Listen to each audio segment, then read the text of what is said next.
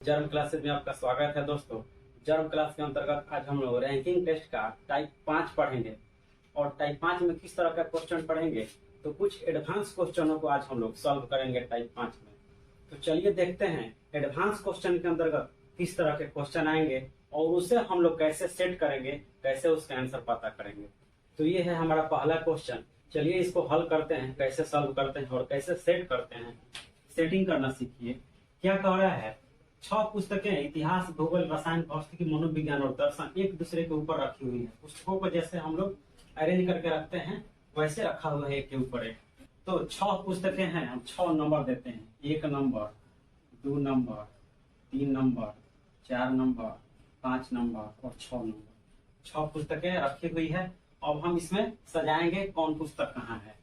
कह रहा है कि दर्शन या तो सबसे ऊपर है या सबसे नीचे। तो फिलहाल हम दर्शन को सबसे ऊपर लिखते हैं, जरूरत पड़ेगा तो इधर उधर करेंगे।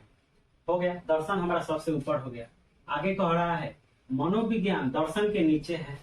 मनोविज्ञान जो है दर्शन के नीचे है, तो हम मनोविज्ञान यहाँ लिख देंगे। हो गया, हमारा मनोविज्ञान दर्शन के नीचे हो गया। आगे कह रहा है कि रसायन के नीचे 2 पुस्तकें हैं। अब हमको ये पता नहीं है कि रसायन कहाँ पे है, लेकिन इतना पता है कि रसायन के नीचे 2 पुस्तकें हैं। जिसका कोई कनेक्शन नहीं है, हमने बताया है कि उसको अलग लिखेंगे। रसायन के नीचे 2 पुस्तक हो गया, ठीक है। इतिहास के ठीक पहले 2 पुस्तकें हैं। रसायन के नीचे 2 पुस्तकें हैं और फिर इतिहास के पहले 2 पुस्तकें हैं। मान लीजिए कि यहाँ इतिहास है, तो इतिहास के पहले 2 पुस्तक है, यानी कि इतिहास के ऊपर 2 पुस्तक है और रसायन के नीचे 2 पुस्तक है। ये हो गया रसायन के नीचे और ये हो गया इतिहास के ऊपर 2 पुस्तक, ठीक है। आगे चलते हैं। इतिहास के ठीक पहले 2 पुस्तकें हैं। हो गया इतिहास के पहले 2 पुस्तक। इतिहास ठीक भूगोल के नीचे है और है कि इतिहास जो है भूगोल के ठीक नीचे है और सबसे नीचे है। इतिहास सबसे नीचे है और भूगोल के नीचे है।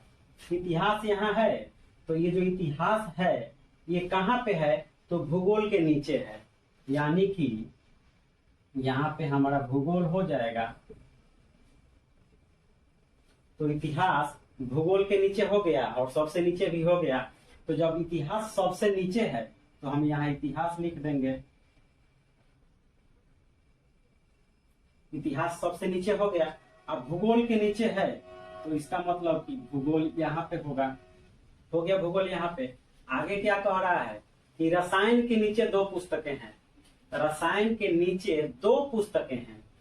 यदि हम यहाँ पे रसायन लिखते हैं 3 नंबर पे, तो रसायन के नीचे कितने पुस्तकें हो जाएगी, 1 2 3 पुस्तकें हो जाएगी। लेकिन रसायन के नीचे हमको कितनी पुस्तकें देना है, 2 पुस्तकें देना है। इसलिए यदि हम यहाँ पे रसायन लिखते हैं, रखते हैं, तो रसायन के नीचे 2 पुस्तक हो गया, भूगोल और इतिहास, ठीक है। अब क्या बचा, ये भी सेट हो गया और ये भी सेट हो गया। ये वो और किताब बच रहा है। कौन सा किताब बच रहा है, भौतिकी एगो बच रहा है। तो अब हम भौतिकी यहाँ पे सेट कर देंगे। जो जगह बचा है वहां पे भौतिकी आ जाएगा। अब देखिए क्वेश्चन हमारा सेट हो गया। दर्शन या तो सबसे ऊपर है या सबसे नीचे, तो दर्शन सबसे ऊपर हो गया, ठीक। मनोविज्ञान दर्शन के ठीक नीचे है। मनोविज्ञान दर्शन के ठीक नीचे हो गया। रसायन के नीचे 2 पुस्तकें हैं, तो रसायन के नीचे 2 पुस्तकें हो गया। इतिहास के ठीक पहले 2 पुस्तकें हैं, तो इतिहास के ठीक पहले 2 पुस्तक है 2 पुस्तक। इतिहास ठीक भूगोल के नीचे है, तो इतिहास भूगोल के ठीक नीचे हो गया और सबसे नीचे है तो सबसे नीचे भी है। क्वेश्चन हमारा सेट है। क्वेश्चन सेट हो जाने के बाद हलवा हो जाता है। आप आराम से खा लीजिए उसको। देखिए क्वेश्चन क्या पूछ रहा है, सबसे ऊपर कौन सी पुस्तक है जी, तो दर्शन। मनोविज्ञान और इतिहास के बीच कितनी पुस्तकें हैं, मनोविज्ञान और इतिहास के बीच कितनी पुस्तकें हैं, तो 3 पुस्तकें हैं। 3 पुस्तकें हैं। नीचे से दूसरे स्थान पर कौन सी पुस्तकें हैं, तो नीचे से दूसरे स्थान पर भूगोल है। दर्शन और रसायन के बीच कितने पुस्तकें हैं, दर्शन और रसायन के बीच दर्शन और रसायन के बीच कितने पुस्तकें हैं? तो 2 पुस्तकें हैं। मनोविज्ञान और रसायन के बीच कौन सी पुस्तक है? मनोविज्ञान और रसायन के बीच कौन सी पुस्तकें हैं? तो भौतिकी है। अब एग्जाम में देखिएगा कि आपसे क्या पूछा है, क्वेश्चन सेट कर दीजिएगा और जो भी क्वेश्चन है उसको देख के आप मार्क दीजिएगा। चलिए नेक्स्ट क्वेश्चन देखते हैं। चलिए दूसरा क्वेश्चन भी हमारा पुस्तक वाला ही है। चलिए देखते हैं कि इसको कैसे सेट करेंगे, इसका आंसर कैसे खोजेंगे। क्वेश्चन कह रहा है 6 पुस्तकें एक के ऊपर एक क्रम अनुसार रखी गई है। 6 पुस्तकें एक के ऊपर एक सजा के रखी हुई है। कथन 1 में कह रहा है कि इतिहास की पुस्तक भूगोल और नागरिक के बीच में है। कथन 2 में कह रहा है अर्थशास्त्र और गणित के बीच में 3 पुस्तकें हैं। और कथन 3 में कह रहा है कि गणित अंग्रेजी और भूगोल के बीच में है तथा अंग्रेजी सबसे ऊपर नहीं। तो हम जैसे जैसे कथन है वैसे वैसे सेट करते हैं। इतिहास की पुस्तक भूगोल और नागरिक के बीच में है। इतिहास की जो पुस्तक है वो भूगोल और नागरिक के बीच में है। हो गया। इतिहास की पुस्तक भूगोल और नागरिक के बीच में है। इतिहास की पुस्तक भूगोल और नागरिक के बीच में है। हो गया बीच में। आगे कह रहा है कि अर्थशास्त्र और गणित के बीच में 3 पुस्तकें हैं। यहाँ पे अर्थशास्त्र और गणित के बीच में 1, 2, 3 पुस्तकें हैं। ठीक है। अर्थशास्त्र और गणित के बीच में 3 पुस्तकें हैं। 3 पुस्तकें हो गया। गणित अंग्रेजी और भूगोल के बीच में है। गणित जो है अंग्रेजी और भूगोल के बीच में है तथा अंग्रेजी सबसे ऊपर नहीं है। गणित यहाँ है ना जी। गणित को कह रहा है कि गणित जो है ये अंग्रेजी और भूगोल के बीच में है और अंग्रेजी सबसे ऊपर नहीं है, यानी कि अंग्रेजी को हम सबसे नीचे कर देंगे और यहाँ पे हम भूगोल कर देंगे। देखिए तो गणित अंग्रेजी और भूगोल के बीच में हो गया। हो गया। अब क्या कह रहा है, इतिहास जो है वो भूगोल और नागरिक के बीच में है। इतिहास कहाँ है? तो भूगोल और नागरिक के बीच में है। भूगोल और नागरिक के बीच में है, यानी कि इतिहास यहाँ कर देंगे और नागरिक यहाँ कर देंगे तो भूगोल और नागरिक के बीच में हमारा इतिहास हो जाएगा। यानी कि इतिहास यहाँ हो गया और नागरिक यहाँ हो जाएगा। देखिए तो इतिहास नागरिक और भूगोल के बीच में हो गया। देखिए इतिहास नागरिक और भूगोल के बीच में हो गया। गणित जो है अंग्रेजी और भूगोल के बीच में हो गया। अंग्रेजी सबसे ऊपर नहीं है तो अंग्रेजी सबसे ऊपर नहीं है। हमारा क्वेश्चन सेट हो गया। 1, 2, 3, 4, 5, 6 गो पुस्तक हमारा सजा के रखा गया। और क्वेश्चन क्या पूछ रहा है, नीचे से दूसरी पुस्तक कौन है? नीचे से दूसरी पुस्तक कौन है? तो गणित है। और आंसर मार दीजिए। गणित सबसे ऊपर कौन सी पुस्तक है? सबसे ऊपर कौन सी पुस्तक है? तो अर्थशास्त्र है। नागरिक और अंग्रेजी के बीच कितनी पुस्तकें हैं? नागरिक और अंग्रेजी के बीच कितनी पुस्तकें हैं? तो 3 पुस्तकें हैं। इतिहास और गणित के बीच कौन सी पुस्तक है? इतिहास और गणित के बीच कौन सी पुस्तक है? तो भूगोल है। बस हो गया। केवल क्वेश्चन सेट करने में थोड़ा सा दिमाग लगाना है, बाकी क्वेश्चन सेट हो जाएगा, उसके बाद एकदम आसान हो जाएगा। आप क्वेश्चन जो भी पूछ रहा है यहाँ से देख के अपना आंसर मार दीजिए। चलिए नेक्स्ट क्वेश्चन देखते हैं। और हाँ, स्क्रीनशॉट आप लेते जाइए ताकि आपको समझने में आसानी रहेगी, बाद में भी आप समझ सकते हैं। नेक्स्ट सवाल हमारा ये है। चलिए इसको भी हल करते हैं, ये कैसे हल होगा। देखिए ये कह रहा है एक आभूषण के दुकान पर दुकानदार के पास 5 अंगूठियां A, B, C, D और E है। एक आभूषण का दुकान है, एक सुनार का दुकान है जिसपे 5 अंगूठियां हैं जिसके पास A, B, C, D और ठीक है। और क्या आगे कह रहा है, कथन दिया हुआ है, 4 गो कथन दिया हुआ है। आपके एग्जाम में भी कथन वाला सवाल आ सकता है ऐसे। कथन 1 में कह रहा है कि A का भार B के भार से दुगुना है। कथन 2 में कह रहा है कि B का भार C के भार का 4/1/2 है। कथन 3 कह रहा है कि C का भार D के भार का आधा है। कथन 4 में है कि D का भार E के भार का आधा है। चलिए हम लोग पहले ABCD अंगूठी बनाते हैं। ये हो गया A, ये हो गया B, ये हो गया C, ये हो गया D और ये हो गया हमारा E। 5 अंगूठी हो गया। कह रहा है कि A का भार B के भार से दुगुना है। A का जो भार है वो B के भार से दुगुना है, यानी B हम यदि x मान लेते हैं तो A 2x हो जाएगा। हो गया। A का भार B के भार से दुगुना है, A का भार B के भार से दुगुना हो गया। ठीक है। आगे कह रहा है B का भार C के भार का 4/1/2 है। अब जो B का भार है वो C के भार का 4/1/2 है, यानी कि B का जो भार है वो C का 4/1/2 का मतलब क्या होगा? 4 दूना 8 1 9/2 है। 9/2 B जो है C का 9/2 है, तो हम यहाँ क्या मान लेंगे? C यदि हम 2x मान लेते हैं तो B कितना हो जाएगा जी? और 2x का 9/2, 2 कट गया, कितना आ गया? 9x। 9x क्या होगा ये हमारा? B हो गया ये। B कितना हो गया? 9x। C हम कितना माने थे? C 2x, B 9x और B से दुगुना A है, तो ये हमारा कितना हो जाएगा? 18x। आगे क्या कह रहा है? C का भार D के भार का आधा है। C का जो भार है D के भार का आधा है, यानी कि D हम यदि 4x कर देते हैं तो C का भार इससे आधा हो गया। ठीक है। ये अपने से सोचना है कि हम क्या कितना रखेंगे कि हमारा कथन सेट हो जाएगा। कथन के अनुसार हमको सेट करना है। C का भार D के भार का आधा है, C का भार D के भार का आधा हो गया। अगला कह रहा है D का भार E के भार का आधा है। D का जो भार है वो E के भार का आधा है। D जो है आधा है E का, तो यानी कि E हम कर देंगे 8x, तो इसका आधा हो गया। बस यही तो सोचना है इसमें, और क्वेश्चन सेट हो गया, उसके बाद बन गया। अब देखिए सारे अंगूठी का भार हमारा निकल गया। अब क्या पूछ रहा है? यदि इन अंगूठियों को भार के अनुसार बेचा जाए तो किस अंगूठी का मूल्य सबसे अधिक होगा? भार के अनुसार। भार के अनुसार मतलब जिस अंगूठी का भार सबसे ज्यादा है उसको अधिक मूल्य में बेचा जाएगा। तो किस अंगूठी का भार सबसे ज्यादा है? अंगूठी A का भार सबसे ज्यादा है, तो अंगूठी A सबसे ज्यादा मूल्य में बिकेगा। तो इसका आंसर हो जाएगा हमारा अंगूठी A हो जाएगा। ठीक है।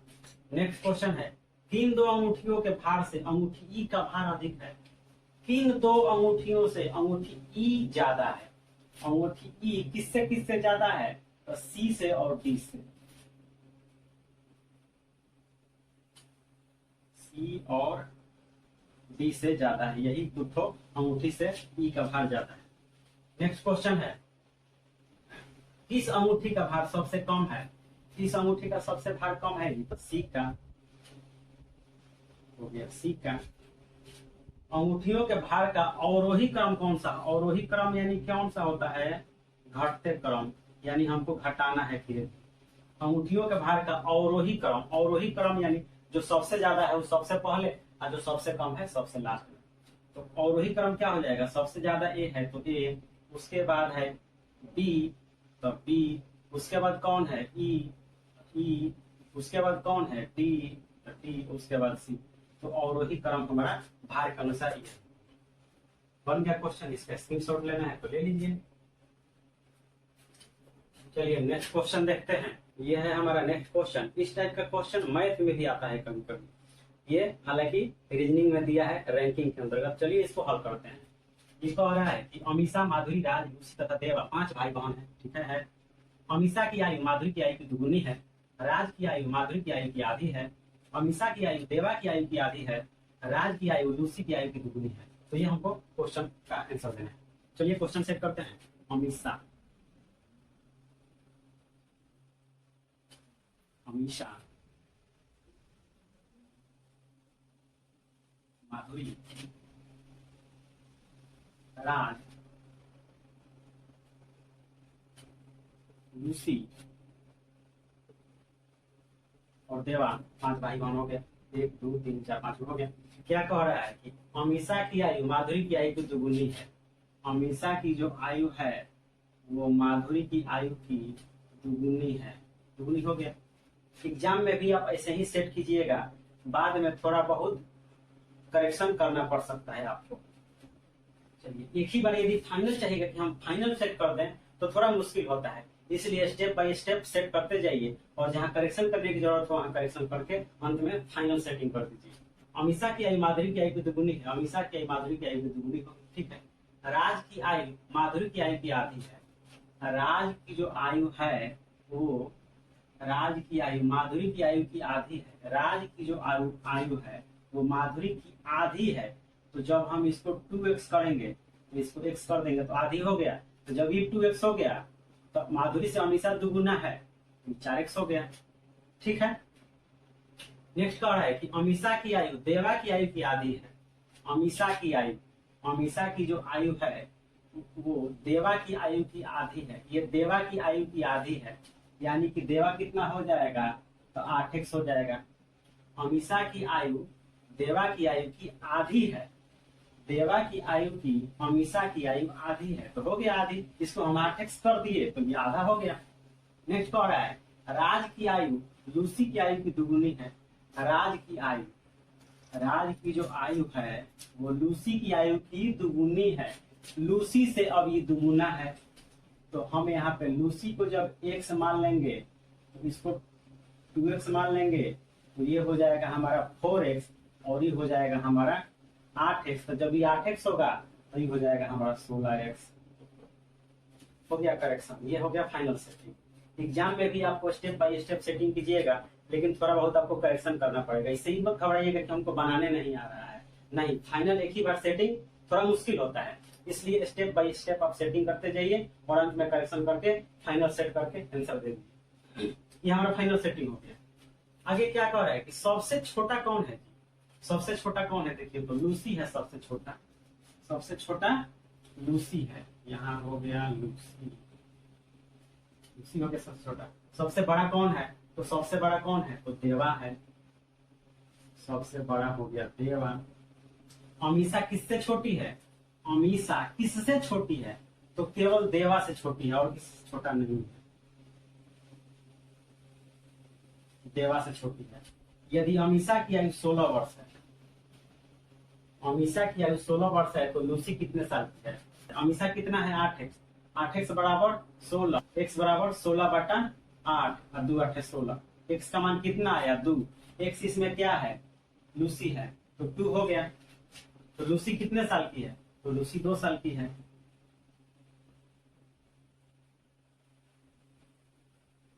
दो साल की है, हो गया हमारा आंसर। ऐसे ही तो सेट करते हैं। चलिए इसका स्क्रीनशॉट लीजिए और एक क्वेश्चन और देखते हैं। चलिए ये लास्ट सवाल है, इसको हल करते हैं। बहुत ही मजेदार सवाल है, मजा आएगा हल करने में। देखिए क्या कह रहा है, A B C D और E 5 भाई हैं। इनमें से 2 जुड़वा बच्चे हैं। 5 भाई में से 2 को जुड़वा है तथा उनकी लंबाई समान है। जुड़वा है तो संभवतः लंबाई समान ही होनी चाहिए, लंबाई समान है। प्रथम 4 को दिया है। प्रथम 1 में कह रहा है B कम से कम 3 भाइयों से लंबा है। B जो है कम से कम 3 भाई से जरूर लंबा है। A केवल 1 भाई से छोटा है। A जो है केवल एक भैया से छोटा है। C उन जुड़वों से लंबा है।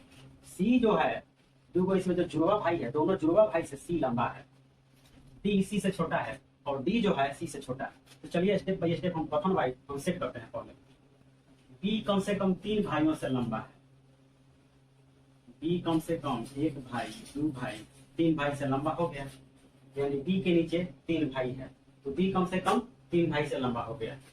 A केवल 1 भाई से छोटा है। अब देखिए ये जो है ये केवल 1 भाई से छोटा है, यानी A के ऊपर केवल 1 भाई है, एक ही से छोटा है वो।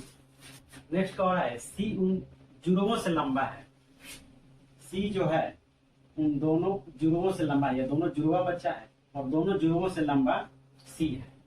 ठीक है, आगे क्या कह रहा है, D C से छोटा है। D जो है C से छोटा है। अब देखिए C के नीचे 2 है यहाँ पे, यहाँ कह रहा है कि D जो है C से छोटा है, यानी कि D यहाँ हो जाएगा, तो D जो है C से छोटा हो गया। ठीक है, यहाँ A जो कह रहा है A के बारे में कि A केवल 1 ही भाई से छोटा है, तो A हम यहाँ कर देंगे, तो A से केवल 1 भाई बड़ा है, तो B भाई बड़ा है। ठीक है, तो A केवल 1 भाई से छोटा है, किससे? तो B से छोटा हो गया। D जो है C से छोटा है, तो हम यहाँ पे C कर देते हैं और यहाँ पे D कर देते हैं, तो जो D है C से छोटा हो गया। तो 4 भाई हो गया, एक और कौन भाई बचा है? तो E बचा है। तो जब सी से क्या है, सी के से छोटा कौन है, सी से छोटा ये दोनों जुड़वा है, सी से छोटा दोनों जुड़वा है। तो जब डी छोटा है और दोनों जुड़वा है, इसका मतलब कि ई है जुड़वा, यानी कि डी और ई दोनों जुड़वा है, यानी यहाँ पे ई हो जाएगा। सी से डी और ई दोनों जुड़वा जो है वो छोटा है। क्वेश्चन हमारा सेट हो गया, पांचों भाई सेट हो गया। क्वेश्चन क्या कह रहा है, सबसे लंबा कौन है, सबसे लंबा कौन है, तो डी है। जुड़वा कौन है, तो डी और ई है, डी और ई जुड़वा है। डी कितने भाइयों से लंबा है, डी किसी भाई से लंबा नहीं है, क्योंकि डी और ई जुड़वा है और ये दोनों लिखा है उनकी लंबाई समान है, तो किसी से लंबा नहीं है। ठीक है, डी कितने भाइयों से लंबा है, किसी से भी नहीं, हो गया आंसर। आंसर उसमें रहेगा आपका, इनमें से कोई नहीं रहेगा। सबसे छोटा कौन है, सबसे छोटा कौन है, तो डी और ई है। ई कितने भाइयों से छोटा है, ई कितने भाइयों से छोटा है, तो 1 2 3 भाइयों से छोटा है।